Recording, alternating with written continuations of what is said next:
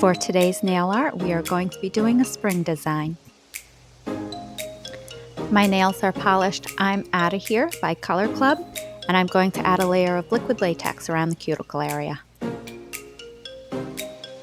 For my background, I'm going to be using sky blue from Mundo and an image from Beauty Big Bang Stamping Plate XL096.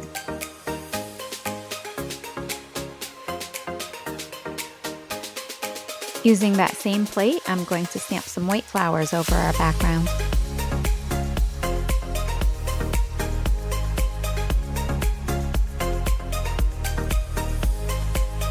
Remove the liquid latex and finish with your favorite top coat.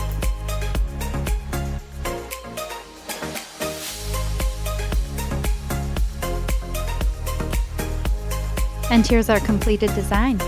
Thanks for watching, and don't forget to like and subscribe for more nail art ideas.